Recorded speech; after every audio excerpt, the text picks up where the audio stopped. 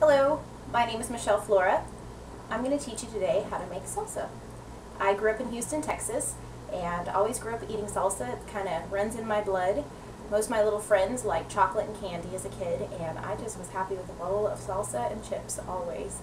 As I moved around the country as an adult, I really couldn't find the kind of salsa that I grew up with. The kind that was just fresh salsa with all the fresh ingredients. It was all kind of jarred and too much tomatoes, tasted more like ketchup to me, so I learned how to make salsa, and it's one of my family's favorite things to this day. Even as a pregnant woman, I still can handle the very spicy salsa, which most of my friends find very amusing. So you can do salsa a couple different ways. You can do it fire roasted, you can just do it the regular old, fresh things, toss it in the blender or the food processor. Today I did do fire roasted. I took my tomatoes and I sliced them down the middle, and I put pepper and garlic salt in them, and I put them in the oven for about an hour, 375. Did the same thing with my jalapenos. You don't have to use jalapenos. You can use whatever kind of spicy pepper you like, or if you like it milder, you can use a milder pepper. I do prefer jalapenos usually. Also with your onions, you can use a red onion, you can use a yellow onion. I tend to use the white onion, but if I don't have one of those on hand, I'll use whatever I have. Also, I use fresh cilantro.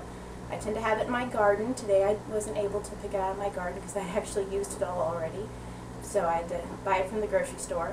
But I use salt, pepper, a little bit of minced garlic. Sometimes I just use garlic salt.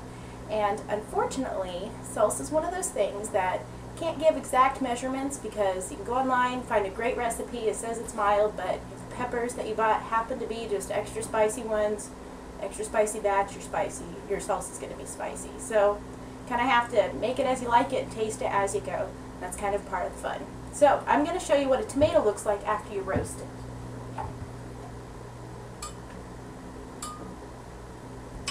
You can see here it looks like it's a whole tomato that I've just kind of sliced open. I don't know if you can see that very well. And then I've just put salt and pepper and put it in the oven and roasted it. I've already actually put these in my blender. Sometimes I do use a food processor if I'm wanting a little bit chunkier. And I'm sorry, I'm going to have to turn my back on you here for a minute while I get the rest of my ingredients. I forgot to tell you, I do also use fresh lime juice usually. And again, that's a matter of preference if you like lime or lemon. So I just dice up some white onion there, and a little bit of cilantro. My husband doesn't like the cilantro very much, so I try to keep it light on the cilantro when he's eating it. When it's just me, I put lots of cilantro in there. Cilantro is actually a natural chelator. It naturally detoxifies our body, so it's really good for us anyways.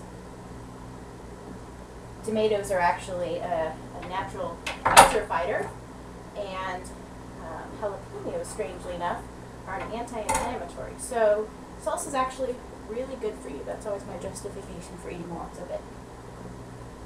So I am going to go ahead and make it noisy for a minute here and blend this up.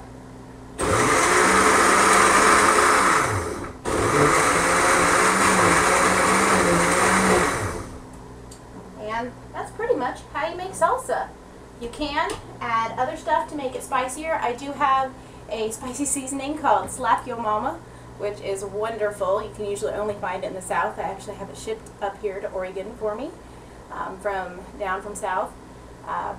Outside of that, there's a lot of Cajun seasonings and things you can toss in there to give it a little bit more zip if you want to, if you don't want to put the jalapenos and you want to be able to gauge that flavor a little bit easier. So those are some pretty easy things that you can do. Like I said, this is pretty much a guilt-free thing. Salsa is great because you can put it on just about anything. You can make your food taste great, and it's just as simple as I showed you. Take those ingredients and you toss it in there and enjoy. So I hope you can learn how to make salsa and enjoy it also. Bye-bye.